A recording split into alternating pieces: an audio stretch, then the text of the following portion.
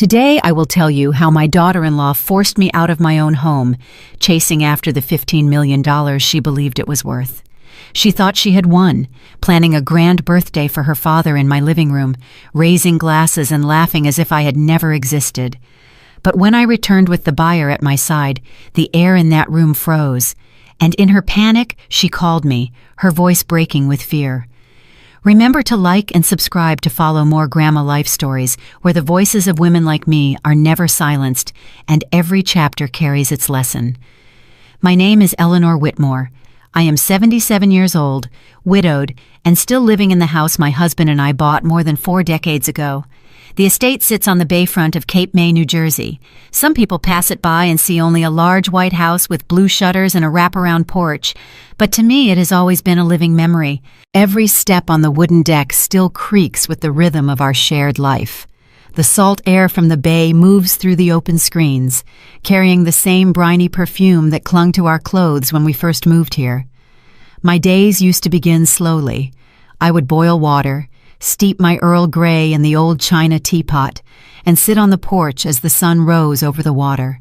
Seagulls circled in wide arcs, their cries carried on the wind.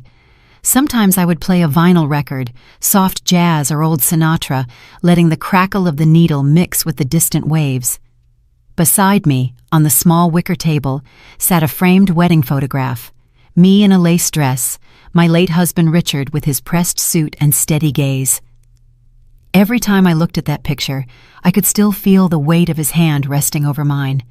This was my rhythm, my safe harbor. Until the morning the car pulled up. I heard tires on gravel. A silver SUV stopped at the gate, and out stepped my son, David Whitmore, his wife Claudia, and their 2 children. My son carried a confident but hurried look, the kind of expression he used to wear when convincing me of something he already knew I would not want to hear. Claudia walked 2 steps ahead of him, chin raised, her tailored coat sharp against the sea air. The children ran toward the porch, dragging backpacks and rolling suitcases. "Mom," David said, half smiling, "our house is being renovated. Just a few weeks, maybe less. We'll stay here until it's finished." Before I could answer, before I could even rise from my chair, the luggage was already rolling across my porch and into my hallway. Claudia had that practiced efficiency of someone who never waits for permission. She entered the kitchen, opened the refrigerator, and without a pause lifted the butter I had bought that morning. With a flick of her wrist, she tossed it into the trash. "Mother," she said, not looking at me, "this is full of saturated fat, dangerous for the heart. I cannot allow my children to eat like this." Her tone was not cruel in volume. It was cruel in its ease, as though she had always owned the right to correct me. David's laugh was awkward, shallow. He did not defend me, nor did he rebuke her. He simply avoided my eyes and began carrying another bag inside.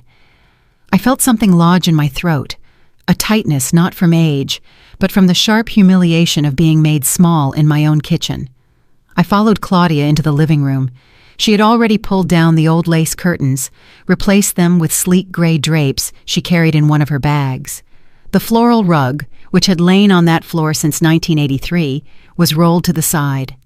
The cardboard boxes labeled family albums were stacked against the wall, closed and sealed with her neat strips of tape. Within an hour, the living room no longer resembled my living room. It resembled Claudia's idea of taste, Claudia's ambition of a perfect home. My house was her canvas, and she painted over every memory without asking, without blinking. I stood there, silent. I wanted to cry out, to demand she stop, to tell David this was still my house, but my voice refused to rise. At 77, I had learned when protest would only be wasted. I had learned to read the air, and in that moment the air told me, "You are being pushed aside." I walked back to the porch. The sun was sinking lower, the gulls quieter now. I listened to the sound of laughter inside, the clinking of glasses, the voices of my grandchildren running upstairs. It should have been warmth, the sound of family filling an old home. Instead, it sounded like the overture to an exile. On the porch table, my wedding photo still stood. My husband's eyes seemed to meet mine, steady as they always had been. I whispered, so softly the wind almost carried it away. "Richard, I am still here. I am still. But they are trying to erase me." That night, I lay in the small guest room downstairs. The master bedroom, where my husband and I had shared our entire marriage, was occupied by David and Claudia. The wallpaper I had chosen decades ago was stripped before I could even say goodbye to it. From the lower floor, I could hear Claudia's laughter, rich and commanding.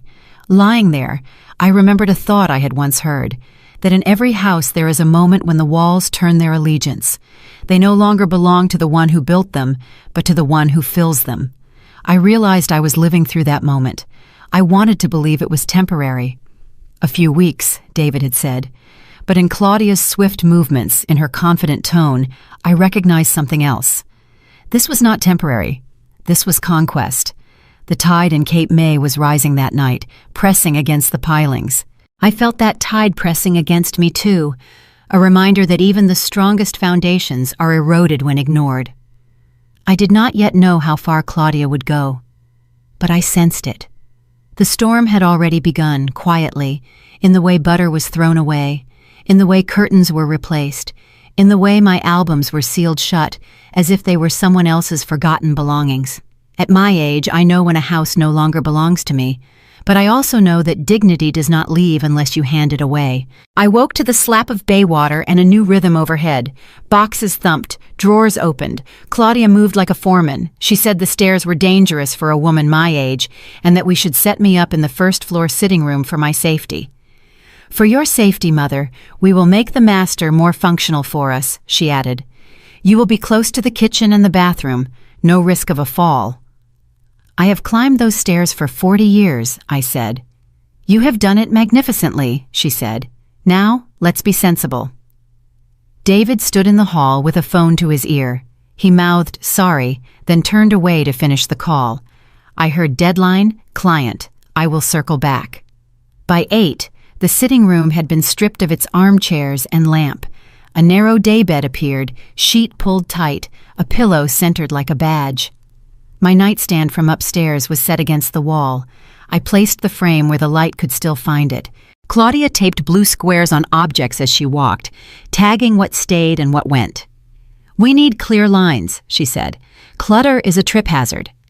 She handed me a plastic bin for anything sentimental. Upstairs, 2 men in white overalls carried primer into the master. I followed and stopped at the threshold. Our yellow walls, chosen the year Richard retired, held the last of the morning sun. Claudia touched a swatch pinned to her sweater, a cool gray called Harbor Mist. "It photographs better," she said. "The yellow is charming but tired." "It is not tired," I answered. "It is memory." A roller climbed the wall. Warmth drained from the room. David drifted near, still on his phone. When he hung up, I said his name. "Big client thing," he whispered. "Can this wait?" "It should not." He kissed my cheek. "We will talk tonight, Mom." Claudia called from the hall. "David, the plush towels go in the master. She can keep the older set downstairs." Before noon, Claudia opened the garage and scanned my shelves. She located a box labeled records and frowned. "No one listens to this old stuff," she said, sliding it toward the back wall. "We need space for the children's bikes." "Leave those where I can reach them," I said.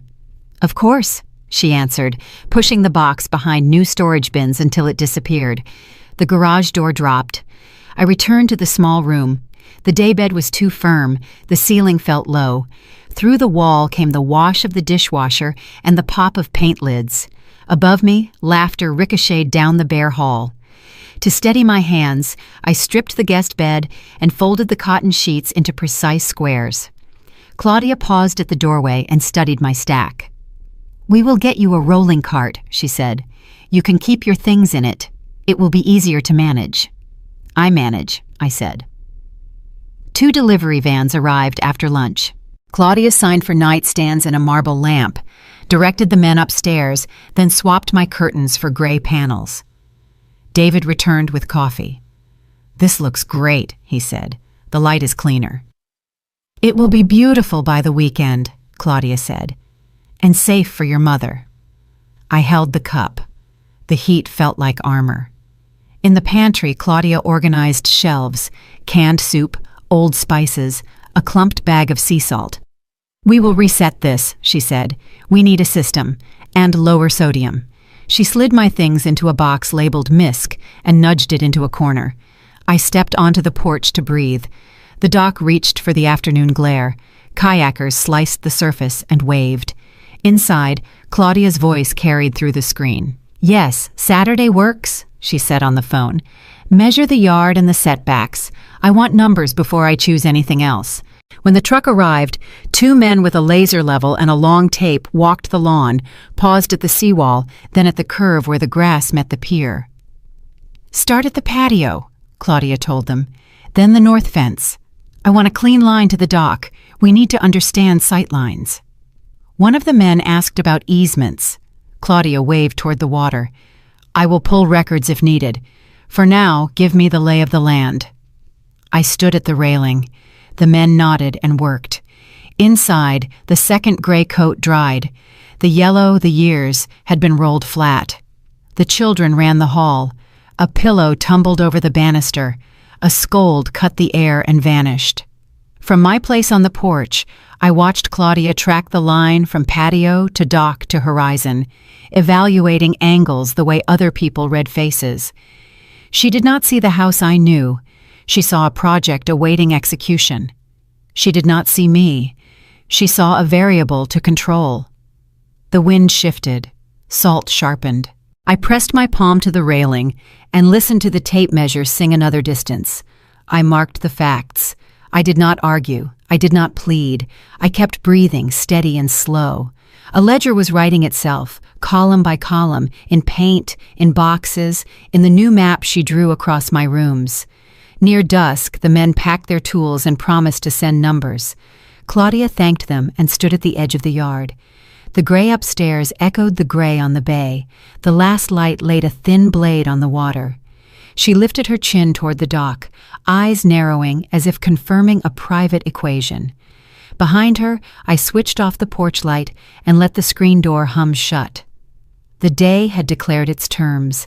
It had pushed me to the edges of my home and waited to see whether I would fade. I answered by remaining exactly where I stood. I had known something was shifting, but nothing prepared me for the night I overheard the truth. Claudia's voice carried through the vent, sharp and deliberate. "This house is worth at least 15 million, she whispered.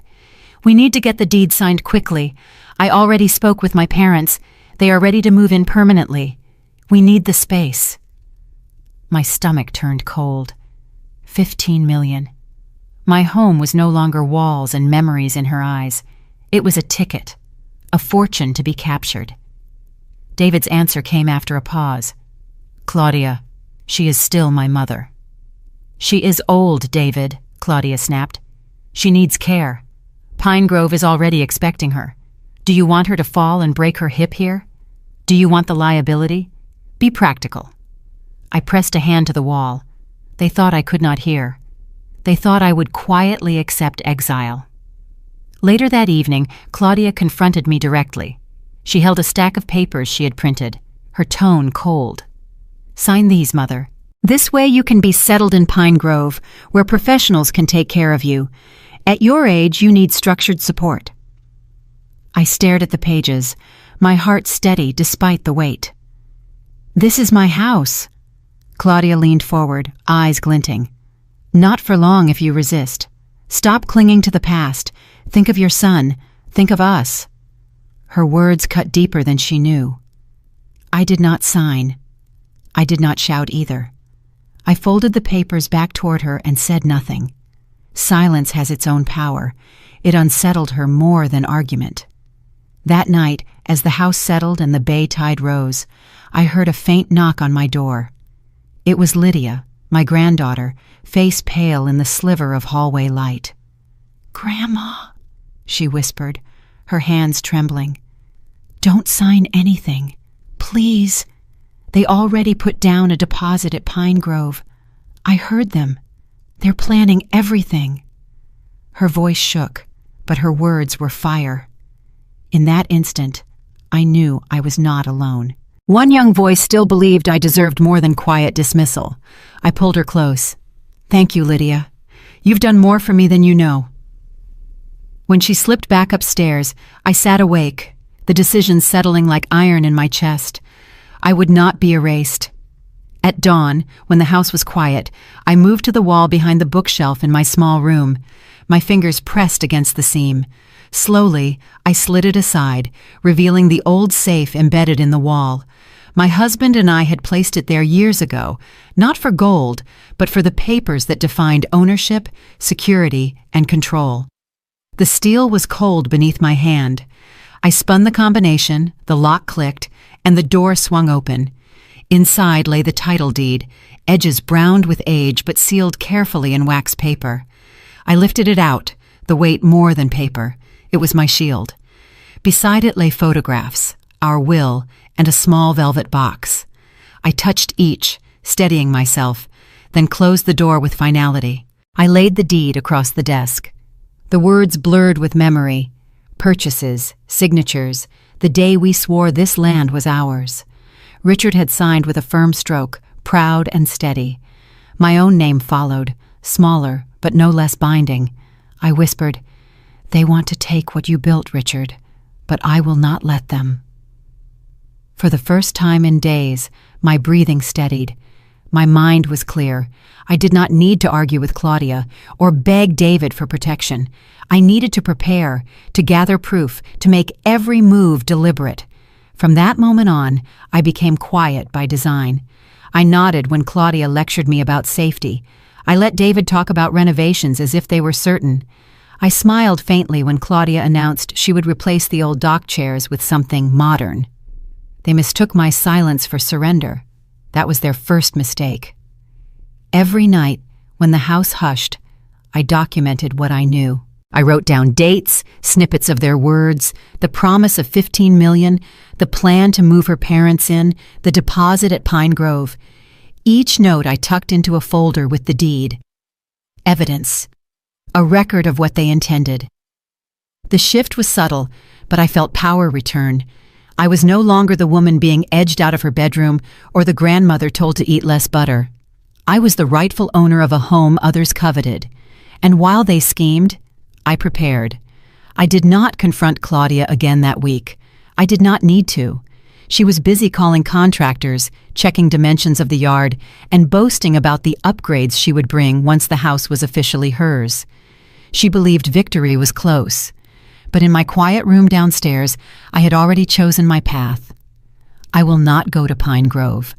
I will not hand over $15 million in bricks, wood, and memory. I will wait, watch, and act when they least expect. In that moment, I realized something deeper.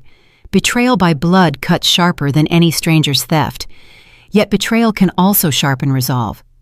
I closed the folder, slid it beneath the floorboard, and sat back on the daybed Claudia had chosen for me. The walls were gray now, lifeless, but inside me the color was returning. I did not argue. I began collecting proof. Because sometimes the best answer to betrayal is not anger, it is preparation. Dinner that evening was staged like a performance. Claudia set the table with polished silver and poured wine with a soft smile, her voice coated in honey. She sat across from me, her hands folded, her tone gentle, almost tender. "Mother, we have been thinking," she began. "You deserve comfort, real care, and constant attention. Pine Grove offers everything you could possibly need. A private room, activities, professional staff. You will not have to worry about anything anymore." I cut my chicken into small squares and said nothing. Her words were wrapped in velvet, but the blade beneath was sharp. David glanced at me, then at her. "It is for your health, Mom. You will be safer there. No stairs, no risk of falling." I set my fork down, looked at both of them, and nodded slowly. "If you believe it is best." Relief crossed David's face. Claudia's phone lit on the table. She excused herself with a smile, tapped quickly, and I watched her thumb fly across the screen. She had placed the deposit at Pine Grove before dessert. I sipped my water and kept my expression steady. They believed they had won, but my agreement was not surrender. It was camouflage. Later, when the house had quieted, I sat in my small downstairs room with the window cracked. At midnight, I heard a knock, Lydia slipped in, her eyes wide, her voice trembling. "Grandma, don't sign anything. Please. I heard Mom and Dad. They already sent money to Pine Grove. They are planning to move you out next week." She placed a small USB drive in my hand. "I recorded them. You need proof." I held the tiny object, my fingers closing over it like a stone. "You are brave, child. Brave enough to carry truth." Her chin quivered. "I will help you, Grandma." I kissed her forehead. "You already have." When she left, I turned the drive in my palm, felt its weight, and smiled without warmth. Claudia's arrogance would be her undoing. She believed secrecy was protection, but Lydia had cracked it open. I reached for the phone and dialed a number I had not used in years. The voice on the other end was firm, familiar. "Eleanor," Helen Brooks said, "it has been too long." "It has," I answered. "I need to see you. Tomorrow. Washington Street Mall. There is a cafe by the fountain. 10 o'clock. "I will be there," Helen said. "Bring whatever you have." I placed the receiver down, stood, and opened the wall safe again. The deed lay waiting. I placed the USB beside it, locked the door, and straightened. The time for silence was over. The next morning, Claudia bustled through the kitchen with her planner. Her voice carried a new edge of triumph. "I have set the date," she announced. "Father's birthday. A grand celebration right here in this house. Caterers, music, family. We will show everyone how perfect it will be." David nodded, distracted, flipping through emails on his phone. I poured my tea, my voice calm. A fine idea." She glanced at me with a smile that did not touch her eyes. "Yes, a fine idea indeed." Inside, I measured her ambition against my patience.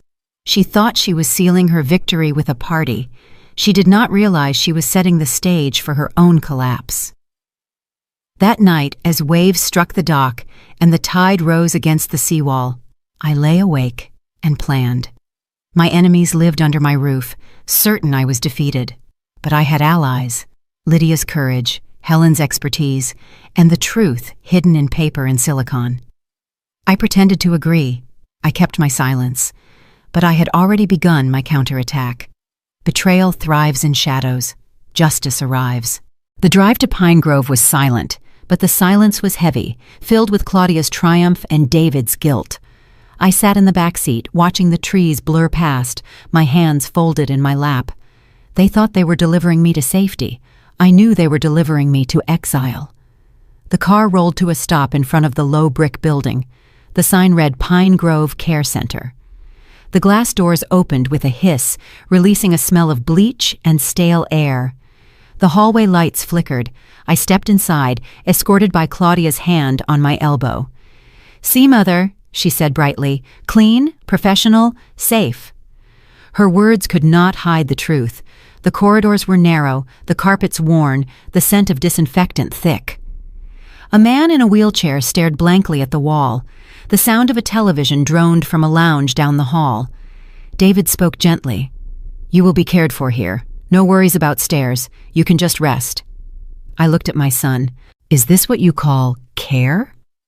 He shifted, avoiding my eyes. "It is the best decision." They left after a few minutes, Claudia already planning the next step. "We will handle the paperwork," she said. "Just relax." The doors closed behind them. Their footsteps faded. The silence deepened. Then, from the end of the corridor, a firm voice called my name. "Eleanor." I turned. Helen Brooks stood there. Sharp suit, steady gaze, the same lawyer who had once helped Richard and me secure this house decades ago. She had aged, yes, but her eyes had not softened. "You are not powerless," she said. "The deed still has your name on it. That house is legally yours. If you choose, we can sell it, quickly, quietly, before they move their pieces into place." My grip tightened on my purse. "They think I will fold." "Then let us prove them wrong." Helen led me to a small office near the lobby. Sitting inside was a man in his 50s, his demeanor discreet, his handshake brief. "This is Marcus Lane," Helen explained, "a realtor who specializes in private transactions. No signs, no listings on the internet. Only cash buyers, vetted and serious. He will make this move invisible to Claudia and David until it is too late." Marcus slid a folder across the desk. "We move fast. Pocket listing only. I already have clients looking for a bayfront estate. With cash, inspections can be limited to 48 hours. Escrow and recording can be expedited. If you agree, we can start now." I studied the papers. His tone was calm, but the urgency lay beneath. "And how do I leave Pine Grove to meet buyers without alerting them?" I asked. Helen leaned forward. "Pine Grove arranges day trips, botanical gardens, museums. We will use that schedule. You step out for a trip, but instead of roses, you walk into your own home and open the door for a buyer. Claudia will never suspect until the deal is sealed." Marcus nodded. "We will plan each visit, quietly, efficiently." I considered it all. Claudia was already redesigning my home in her mind, setting dates for parties, calling contractors. She believed she had stripped me of choice, but here was the path, legal, clean, decisive. I looked at Helen and Marcus.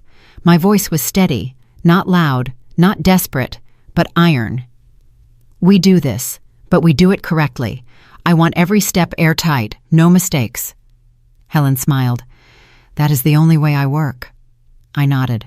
"Then let us begin." From that moment, my exile became my cover. Claudia thought she had buried me under rules and walls, but she had only given me the shield of invisibility. In her arrogance, she had opened the door for me to strike back. As I left the office and returned to my room, I felt the weight of Pine Grove differently. The bleach still stung my nose, the television still droned, but my step was firmer. They had not locked me away. They had hidden me long enough to prepare. They delivered me to Pine Grove believing it was the end of my story. In truth, it was the beginning of theirs. The deed was still mine. The plan was now mine. Helen returned 2 days later, precise as always. She did not come alone. With her was Dr. Asha Patel, a geriatric specialist with clear eyes and a deliberate manner. "Eleanor," Helen said, "Claudia will almost certainly try to claim you are incompetent. She will threaten guardianship to strip away your control. We will end that threat now." Dr. Patel set her bag on the table. "We will run a brief evaluation, memory, orientation, judgment. Nothing invasive, just proof." I straightened in my chair. "I am ready." She began with questions. Today's date, the season, the name of the current president. I answered each without hesitation. She asked me to remember 3 words: apple, table, penny, then moved on to draw a clock face. I sketched the circle, marked the hours, and placed the hands at 10 past 11. My hand did not tremble. "Now repeat the words," she said. "Apple, table, penny." She nodded, made notes, and continued. "Spell the word world backward." "DLROW," I replied. The exam lasted 20 minutes. When it ended, Dr. Patel removed a form from her folder. She wrote swiftly, signed, and pressed her seal at the bottom. "Competency intact," she said firmly. "No cognitive impairment. Independent decision-making confirmed." Helen lifted the document, her smile thin but satisfied. "This certificate kills any guardianship petition. Claudia cannot claim you are unfit. With this, you are untouchable." The paper lay between us, stamped and sealed, more powerful than Claudia's sneers. Helen then placed another document before me. "A limited power of attorney. It authorizes me to act only for the purpose of this transaction.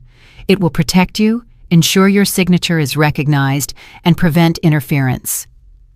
A notary entered the room, official seal in hand. She checked my ID, asked me to confirm my name, and placed the document before me. "Do you sign willingly?" she asked. "Yes," I said, steady. I picked up the pen, pressed firmly, and signed. The notary stamped it, the sound sharp as a gavel. Helen gathered the papers. "You see, Eleanor, in the law, shouting means nothing. What matters is the right paper, signed at the right time by the right hand. Claudia can yell, she can threaten, but she cannot erase this. I looked at the stack, the competency certificate, the notarized power of attorney, and felt a surge of iron in my chest. In life, arguments can be twisted, memories doubted, loyalties betrayed, but a signature, placed with clarity and intent, can crush an entire scheme. At the right moment, the right stroke of ink is stronger than any scream. Helen closed her briefcase. Independent competency certificate is signed. That kills any guardianship threat. I leaned back, exhaled, and for the first time since Claudia had walked through my kitchen door, I allowed myself a flicker of something I had not felt in weeks: control. The Pine Grove bus rumbled to life at 9 sharp. A cluster of residents shuffled aboard, chatter low, the driver calling out destinations. The schedule said Botanical Gardens. I sat near the front, hands folded over my purse, watching the trees blur through the window. My heart did not race, it calculated. 2 blocks from the main road, I rose slowly. "Driver, may I step off for a moment? My stomach is uneasy." He pulled to the curb. I descended carefully, cane tapping the pavement. The doors closed, and the bus roared away, taking the rest of Pine Grove toward orchids and roses. I was alone. A dark sedan idled at the corner. Marcus Lane stepped out, dressed plainly, voice low. "Mrs. Whitmore, quick please." I entered. The locks clicked. We drove in silence, the tires humming against asphalt. Marcus kept his eyes on the road. "We have 1 hour, no more." When we reached Cape May, the house loomed ahead, the white siding and blue shutters still standing proud. My home, my battleground. Marcus pulled into the driveway, scanning the street. He lifted his phone, dialed. "Ms. Marino, this is Marcus. Are they home?" A pause. Her voice carried faintly through the speaker. "No, they drove to Wildwood, some interior showroom." "Thank you," Marcus said. He hung up and turned to me. "Good thing you still have your original keys." I pulled the ring from my purse. The brass glinted in the morning light. My hand trembled only for a moment. Then I slid the key into the lock, turned, and the door opened as it had for me thousands of times before. Inside, the air smelled of fresh paint and Claudia's perfume. I pushed down the ache. This was no longer nostalgia. It was evidence. Marcus closed the blinds quickly. "We cannot risk neighbors noticing." From the hall came footsteps. Not Claudia's. Another figure stood in the living room doorway, tall, composed, eyes scanning the bay view. Richard Hale. Helen had mentioned him, a widowed businessman, liquid assets, searching for a retreat by the water. He extended his hand. "Mrs. Whitmore, it is an honor." I took it firmly. This house has history. I need someone who will see more than its price. Richard walked toward the glass doors that opened to the deck. He stepped outside, the wind off the bay catching his hair. He paused at the dock, eyes narrowing with focus. "The setting is remarkable. The dock is strong, the tide lines clean." He turned to me. "I can pay cash, but I want one condition." My breath held. "I want to build a guest house for you. Elderly standards, ramps, wide doors, safe rails. You will live here, on this land, with dignity, for life." The words landed heavier than money. I looked past him, at the water, at the pier Richard and I had built with our own hands. The gulls cried above us. I said nothing for a long moment. Then I nodded. "Yes," I said finally. "That is what I need." Inside, Marcus spread documents across the table. His voice was brisk. "Cash offer, no financing, waived contingencies, inspection within 48 hours, title search expedited. If we start now, recording can be completed before Claudia suspects." I leaned over the pages. My hand steadied against the oak surface. For decades, this table had held meals, laughter, birthdays. Now it would hold my answer to betrayal. Suddenly, the sound of an engine roared outside. Tires on gravel. Marcus froze, his hand snapping the blinds shut. Through a narrow slit, I saw it. David's SUV rolling past the corner, slowing slightly, then accelerating away. The three of us held still. No breath, no sound. Only when the vehicle vanished did Marcus exhale. "Too close." Richard straightened. "This deal must move fast. They are circling already." I pressed my palm flat on the deed, still sealed in wax paper. "Then let us not waste another moment. Tonight." The clock on the wall ticked louder than usual, each second a reminder. Danger was near, but so was justice. They believed they had hidden me in Pine Grove, powerless and forgotten. But with the right allies, I walked back through my own door, turned my own key, and prepared the strike they would never see coming. Marcus arranged the meeting in a quiet back office, away from Pine Grove's reach. Richard Hale sat at the table, posture confident, eyes fixed on me. He did not waste words. "I will pay above market," he said. "Cash, no financing, no delays." Marcus slid the draft contract forward. "Offer exceeds current comparables. Waived financing contingency. Inspection window limited to 48 hours. Escrow will be opened immediately." The numbers stared up at me, a sum larger than any I had imagined, enough to seal Claudia's obsession into silence. I traced my name printed on the line. The paper felt heavier than gold. Richard tapped the clause with his pen. "Funds are ready. Once you sign, earnest money moves today." I leaned back. "And the guest house?" His eyes softened. "Built to elderly standards. Lifetime occupancy guaranteed. You remain on your land." That answer was more valuable than the offer. I nodded. "We proceed." Marcus pulled out his phone, dialed a number. "Natalie Chen, escrow officer. Funds incoming." A chime sounded on his device minutes later. He held up the screen. Email. Subject, funds received. Escrow opened. The message bore Natalie's signature, the confirmation seal clear. Helen sat across from me, her voice precise. "Title search is complete.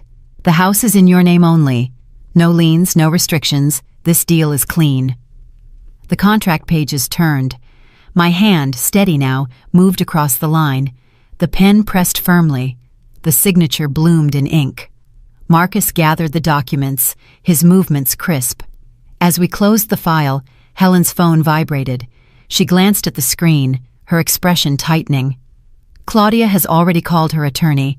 They intend to file for guardianship." I met her gaze. "Can they?" Helen shook her head, lifted a folder, and tapped it. "Doctor's letter on file. Independent competency certified. Stamped, signed, recorded. Their petition collapses the moment it meets this paper." Her words sliced through the room like steel. For the first time in weeks, I felt the chain around me loosen. Richard pushed his chair back. "You are protected, Mrs. Whitmore. From this moment, control is yours. They cannot touch this deal." Marcus added, "Escrow is locked. Earnest money wired. The clock has started." I exhaled slowly, not with relief, but with resolve. Claudia believed she held every card. She did not know the table had already turned. They plotted to declare me unfit. But I carried the one weapon they could not break: proof. In law, power is not in shouting. It is in the right document, stamped and sealed, delivered at the right hour. Helen closed the folder, her eyes on me. Now we wait. 48 hours for inspection, then recording. After that, the house is no longer theirs to covet. I rose from my chair, steady on my feet. Then let us finish what they began. Let us end this properly. Marcus arrived the next morning with the inspector. They moved with quiet precision, no wasted steps, no unnecessary words. The man carried a clipboard, a digital camera, and a small toolkit. He nodded at me once, then began his circuit of the property. I turned the key and opened the door. The house groaned as if it recognized me. Paint fumes clung to the air, Claudia's perfume still sharp in the hall. The inspector moved quickly, snapping photos of roof lines, foundation beams, the HVAC system. Each flash burst across walls Claudia had claimed. Each click of his pen was another note carved into the record. Marcus whispered, "We keep this short. 48 hours is all we have. This is not about perfection. This is about proof the property holds. The inspector climbed to the attic, tapping rafters, photographing insulation. He crouched by outlets, tested voltage. He stepped outside, measuring siding, snapping shots of the dock where gulls rested in silence. He did not comment. His evidence spoke for him. I followed at a distance, every shudder echoing like a drumbeat. Claudia had tried to bury me in silence. Now silence built my defense. As they finished, my phone buzzed. Helen's name appeared. I answered quietly. "Meet me now," she said. "Urgent." I slipped out, meeting her at a small cafe near Washington Street Mall. She was already seated, papers spread before her. She slid a small flash drive across the table. "From Lydia," she said. I picked it up, small and light, but heavy with possibility. "What's on it?" "A recording. Claudia and David." She pressed play. Their voices filled the booth. Claudia's voice was sharp, impatient. "We'll get her into Pine Grove. Once she's settled, the house is ours. My parents can move in by summer. This place is worth millions. It's wasted on her." David's voice followed, weary, submissive. "I know. Just don't let her suspect until it's done." The words struck like a knife. Not suspicion, not rumor, confession. Their betrayal carved into sound. Helen leaned forward. "This is our weapon. In court, in negotiation, even in whispers among family. They cannot deny their own voices. If they try to challenge, we press play. The entire room will hear." I closed my fist around the drive. This ends them, not with rage, with their own truth. Later that afternoon, Richard joined us in the back office. His posture was straight, his tone calm, his presence solid. He placed his hand on the contract already drafted. "The offer stands," he said. "Cash, immediate escrow, but I will add more. A guest house, built to code, wide ramps, reinforced rails, lifetime occupancy guaranteed. Eleanor, you will not be displaced." The words settled deeper than wealth. It was not only a transaction, it was dignity, restored in stone and wood. Helen adjusted her glasses, added another clause to the document. Occupancy.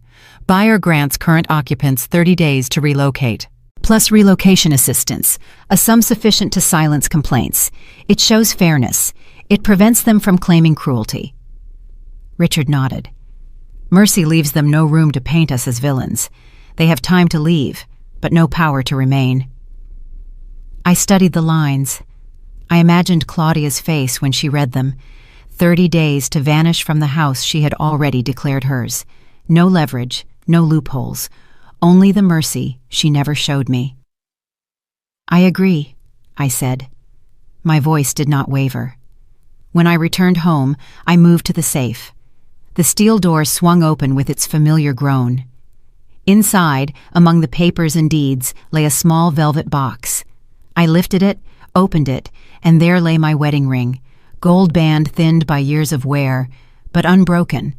I placed it carefully on the contract Helen had prepared.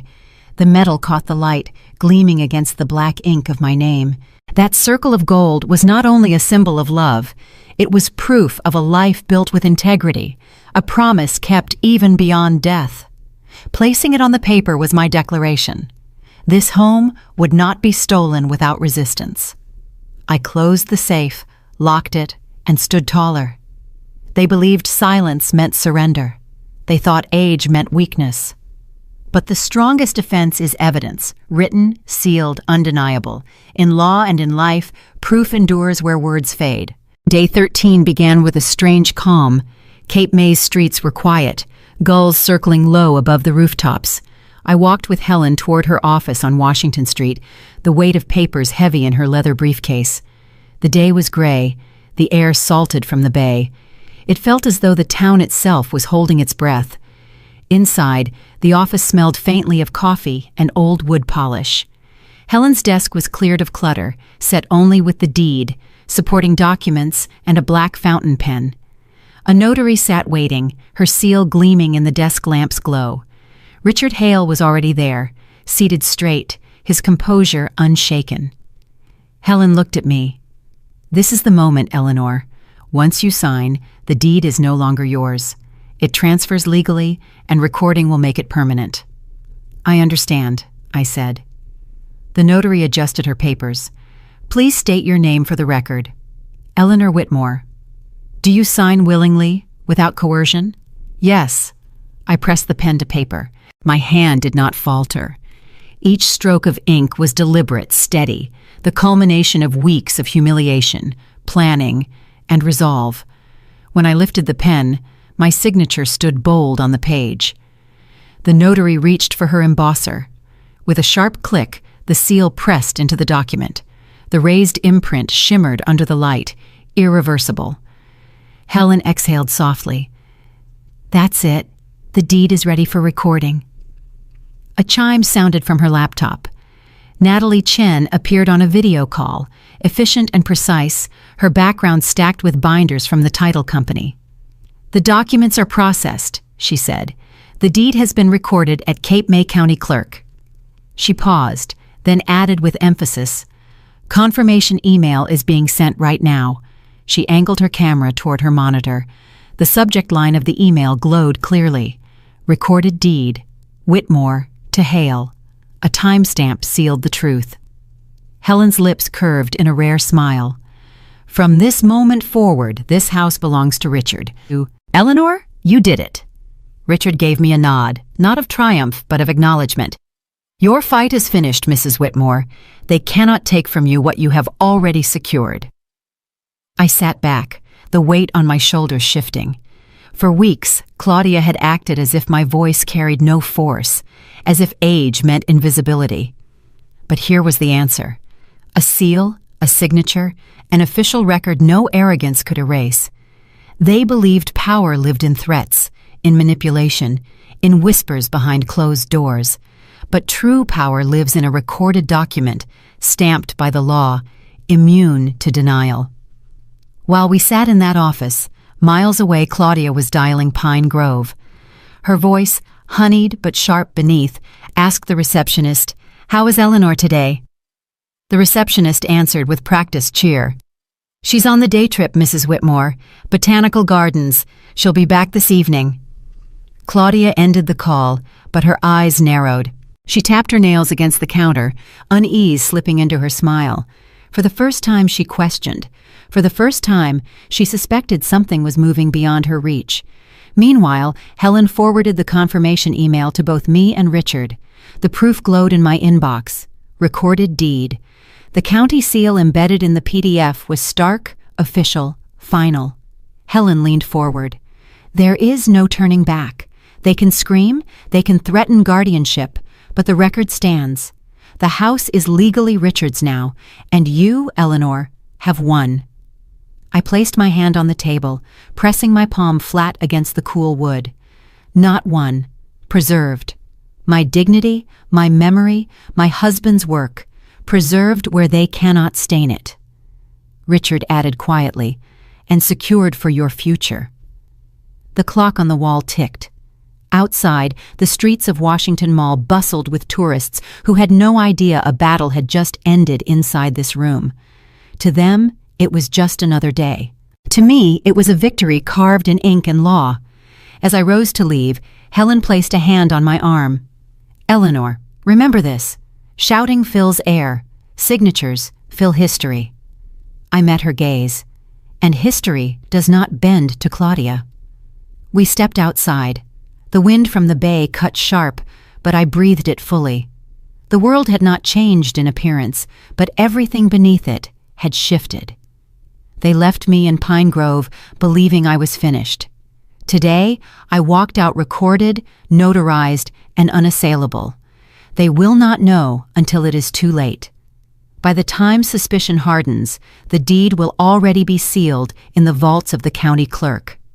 I adjusted my coat, walked into the street, and for the first time since Claudia had thrown away my butter, I felt the ground solid under my feet.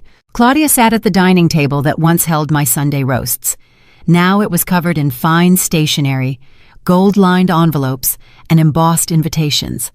She held each one delicately, sliding them into their envelopes with the precision of someone arranging chess pieces. "This is more than a birthday," she said aloud, her voice sharp with satisfaction. "This is how people will finally see. This house belongs to us now. My father will stand in the spotlight, and I will stand beside him as the woman who made it happen." Her words spread through the air like smoke, thick and cloying. I stood in the doorway, silent. She never looked at me. She never had to. In her mind, I was already gone. David appeared in the hall, shoulders hunched. He glanced around before pulling Lydia aside. His voice was hushed, urgent. "My company's losing contracts. The last quarter was a disaster. I can't cover payroll. And the tuition bills for you and your brother. They're crushing us. On top of it all, your mother's credit cards are maxed out." Lydia's eyes widened. "Then why this party? Why waste money we don't have?" David rubbed his temples, his voice breaking under pressure. "Because she believes the house is our lifeline. Claudia says once the property is fully in our hands, everything changes. Investors, loans, stability. Without it, she says we have nothing. And I don't know how to stop her." His confession was tinged with fear, but not innocence.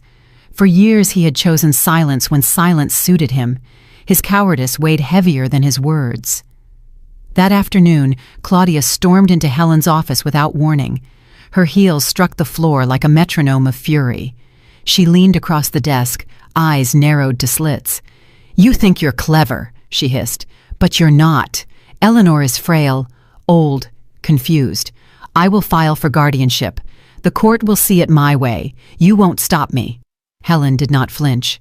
She opened a folder, slid 2 documents across the polished wood. One bore Dr. Patel's signature and seal, certifying my mental capacity. The other was a still frame from the notary's video, capturing my hand as I signed the power of attorney. Her reply was like steel. "You have none." Claudia's jaw clenched. She stared at the papers, at the notary's stamp, at the irrefutable seal of truth. For the first time, her confidence cracked. She said nothing as she snapped her bag shut and stormed out.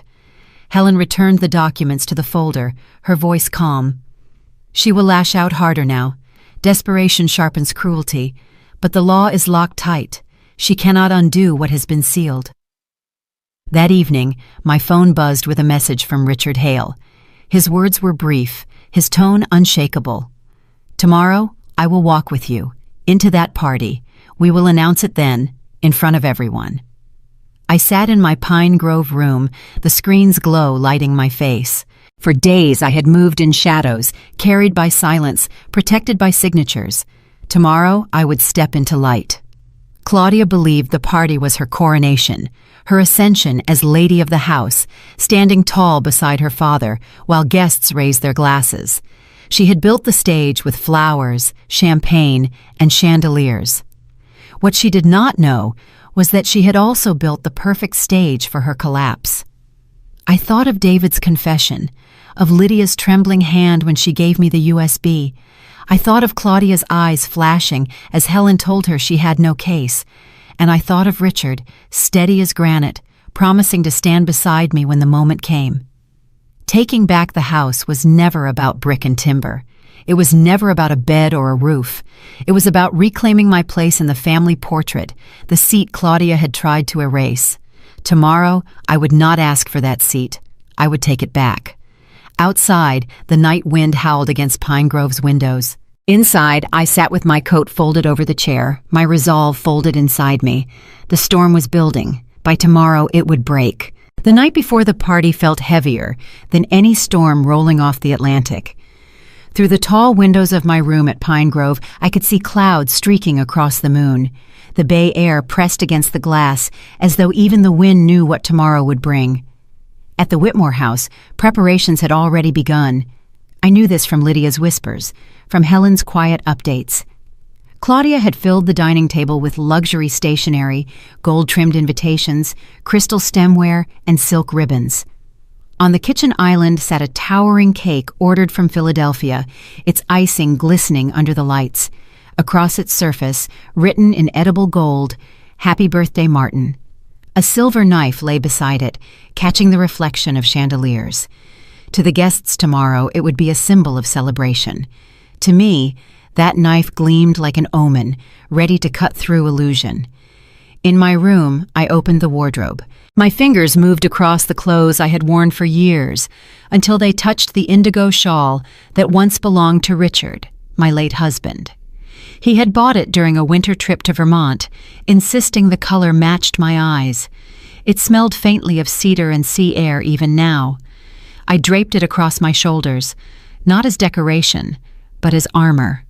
Tomorrow I would walk into my house with his memory wrapped around me. From the drawer, I retrieved the USB drive Lydia had given me, the one carrying her parents' voices. We'll get her into Pine Grove. Once she's out, the house is ours. I slipped it into my purse close to my heart. It was no larger than a thumb, yet heavier than any weapon I had ever carried. Helen arrived just after 9, her heels sharp against the tile. She placed her briefcase on the table and opened it with precision. "We need to review every line," she said. She pulled out the contract, the clauses carefully highlighted. Her voice was steady, clipped like a scalpel. "Clause 1, she began. Occupants have 30 days to vacate, with relocation assistance specified. This prevents claims of cruelty." She turned the page. Clause 2, buyer guarantees a guest house built to accessibility standards. You, Eleanor, are granted lifetime residency. Her eyes met mine. This locks you in. Even Richard cannot revoke it. It is yours until the day you decide otherwise. I nodded. Then I have already won. Helen wasn't finished. She held up another page. Title clean, escrow secured, deed recorded. Natalie's confirmation stands as irrefutable proof. Claudia can scream all she wants. None of it matters. I reached out, touched the folder. Tomorrow, then, the curtain rises. From the corner, Lydia stepped forward. She had been listening, her young face tense. She carried herself like a soldier standing guard, but her hands trembled slightly. "Grandma," she said, her voice small but determined, "I will be at the kitchen door during the party. If they deny anything, if they try to humiliate you in front of everyone, I'll play the recording. Their voices will betray them." I turned to her, startled by her resolve. "You shouldn't have to carry that burden." "I want to," she whispered. "They made me part of this when they schemed in front of me. Tomorrow I won't be silent." I took her hand. "Then you will not stand alone. Together we will face them." The clock on the nightstand ticked past 10. The room grew darker as the hallway lights dimmed for the night. Yet inside me, the fire grew. I could almost hear the laughter already rising in the house I had built. See Claudia's triumphant smile as she raised a crystal glass, her father basking in the glow of chandeliers. Tomorrow she would present herself as the matriarch, but tomorrow was also the day her throne collapsed. I sat on the bed, shawl around my shoulders, USB in my purse, Helen's papers stacked neatly before me. Each item was more than object. It was a weapon, a shield, a promise. Helen closed her briefcase. "Richard will meet us at noon. He will walk in beside you. The announcement will come in front of every guest." Her words struck with finality. There would be no secrecy tomorrow, no whispering in corners. Truth would explode beneath chandeliers. Taking back the house was never about plaster and beams. It was about reclaiming my place in the story of this family, a place Claudia had tried to erase. Tomorrow, in front of them all, I would remind them who I was, and who I would always be. The night deepened. The bay winds howled louder, rattling the shutters. In the dining room across town, Claudia placed the last invitation into its envelope, smiling with the pride of someone who thought she had already won. She did not know that while she arranged her stage, I was preparing my own entrance. The screen of memory closed in black. The music, the laughter, the cake, all waited for tomorrow. And I waited too, with my husband's shawl, my granddaughter's courage, and the law itself folded in my favor. The gates of my home creaked as they swung open. A chorus of voices spilled from the patio, laughter layered over music. Strings played faintly from hired musicians in the corner, the kind of performance Claudia had chosen not for joy, but for spectacle. Richard walked beside me, his presence unshakable, his suit pressed, his hand steady at my arm. The gravel crunched beneath our steps. As we crossed into the yard, the music faltered, then stopped. Glasses hung mid-air. A silence spread across the gathering like frost. Inside the living room, chandeliers blazed. Claudia stood in the center, wrapped in silk the color of champagne. She had been smiling, basking in her own staging of triumph. But when she saw me, her grin stiffened, every muscle freezing in place. Her eyes flicked to Richard, then to me, calculating, desperate for a script that could save her. Martin, her father, stood near the cake, a flute of champagne in his trembling hand. He had been ready to toast, arm raised. Now his hand stalled mid-air, the liquid trembling against the glass. His voice croaked out, "What is this?" I stepped forward, shawl around my shoulders, purse tight at my side. My voice cut through the silence, calm but absolute. "Hello. I thought it best to come myself. Allow me to introduce you to the new owner of this house." I gestured toward Richard. "Richard Hale." Gasps erupted. A murmur swept the room, sharp and jagged, louder than any music could have been. Claudia's smile cracked entirely. David pushed through the crowd, face pale. His words broke, strangled. "Mother? What are you saying?" Helen stepped forward then, folder in hand. She did not raise her voice. She didn't need to. "This is the recorded deed," she said, opening the folder to reveal stamped documents. "Funds in escrow. Title search cleared. Deed recorded at Cape May County Clerk. Confirmation email already sent." She placed each page on the dining table one by one, every paper a hammer blow. Claudia's voice rose, shrill, desperate. "This is not possible. You can't. She can't." Richard's presence silenced her. He spoke simply, his voice carrying authority. "The law does not bend to wishes, Mrs. Whitmore. The house is mine. Every guest here should know this event takes place in my home tonight, not yours." David staggered back, his hand raking through his hair. "This can't be real. This was supposed to—" His words broke into silence. I looked at him, at Claudia, at Martin, all of them suspended in their own disbelief. My gaze did not shake. I had no need to shout. I had no need to explain. The documents and the silence that followed them were louder than any outburst. They believed I would never walk back through these doors. They believed age made me powerless. But when the law speaks, arrogance crumbles. And when truth enters the room, music stops. The chandeliers still blazed, but the party had already ended. The silence cracked with Claudia's scream. Her voice cut through the chandelier's glow like shattered glass. "This is impossible. She isn't even competent enough to understand what she signed. She's senile. She has no idea what she's doing." Gasps rippled through the guests.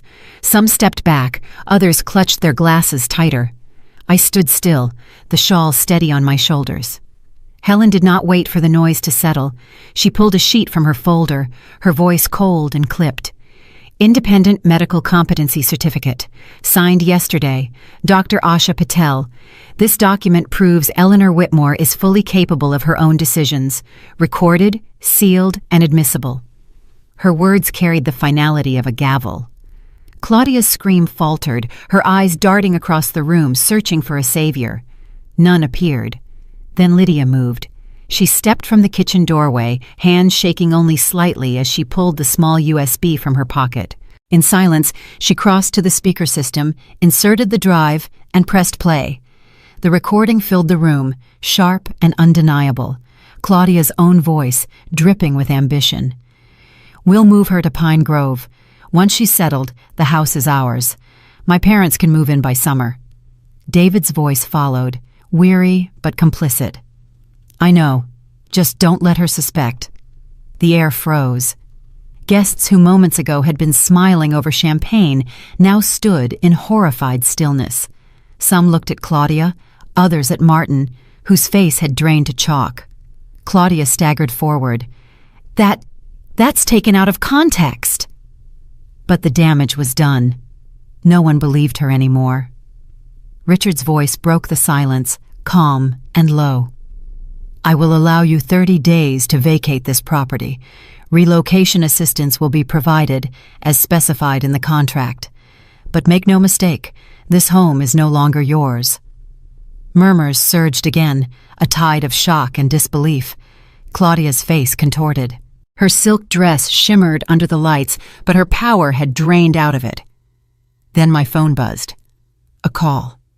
Claudia's name flashed on the screen, though she stood just steps away. I lifted it slowly, pressed it to my ear. Her voice came through, broken, suffocated with panic. "You can't do this. I have nothing left. You've taken everything." I closed my eyes. For a moment, I heard the echo of every insult, every dismissal, every time she had looked at me as though I were invisible. And then I spoke, my voice calm, steady, carrying the weight of truth. "Claudia, you forgot one thing. This house was never yours. It was mine. And now it belongs to someone who knows how to value it." Her breath caught. She said nothing more. I lowered the phone, slipped it back into my purse. Around me, no one moved. Claudia's shoulders shook, her nails biting into her palms, her eyes burning with fury she could not unleash. Justice is not always loud. Sometimes it is only the act of placing things back where they belong. The chandeliers kept shining, but the air had shifted. The performance Claudia had staged had ended, not with applause, but with silence that condemned louder than any verdict. Ocean City greeted me with a gentler rhythm than Cape May's storms. Richard had arranged a temporary apartment on the boardwalk, its windows opening wide to the Atlantic. From my chair, I could see the tide folding against the shore, steady, endless, unconcerned with human pride or downfall. The apartment was modest, but warm. A pot of tea steamed on the counter, and beside it, my laptop glowed with a new message. Natalie Chen's name appeared in the subject line. I opened it, and the confirmation spread across the screen. Funds fully settled. Escrow closed. Beneath it, the county stamp shimmered on the attached PDF. The numbers were large, unarguable, permanent. On the dining table lay another document, not legal this time, but architectural. Richard had kept his word. Spread across the wood were sketches of the guest house he promised. Ramps angled gently from the porch. Bathrooms were drawn with safety bars along the walls. Windows faced the bay, opening toward sunlight. In one corner of the blueprint, a wide veranda looked out toward the dock where gulls perched. It was not just a house. It was dignity, designed into beams and stone. The door opened quietly, and Lydia entered, her arms full. She carried a box of pastries from her favorite bakery down the street. She set them on the counter, then turned and wrapped her arms around me. "I don't want the house, Grandma," she whispered into my shoulder. "I only want you." I held her tightly. Her words undid the last knots of bitterness inside me. For weeks, everything had been about walls, deeds, signatures, and law. But in her voice, I heard what mattered. The living bond that Claudia could never steal. Later, as the sun dipped into the water, I sat at the desk and drew a piece of stationery toward me. I lifted a pen, and the words came slowly, steady as breath. People can take away rooms, walls, even roofs. But no one can take away your dignity unless you give it to them yourself. I folded the paper, slid it into an envelope addressed simply, Lydia. It was not for court, not for contracts, but for memory, something she could hold when storms returned. Evening light spilled across the blueprints on the table. I reached into the velvet box and lifted my wedding ring. It had survived every season, every hardship, its circle unbroken. I placed it gently on the corner of the guest house drawing, as though sealing the promise with memory itself. I stood then, walking to the window. The ocean stretched before me, vast and unending, its voice soft but firm. The tide rolled, patient, as if reminding me, storms pass, seas calm, dignity remains. Justice is not always about punishing the guilty. Sometimes it is about preserving what cannot be stolen, about standing firm until the waves retreat. The screen of memory faded with the sight of the ring, the blueprint, and the endless sea beyond. The music swelled softly, strings, not triumphant but steady, carrying both ache and peace.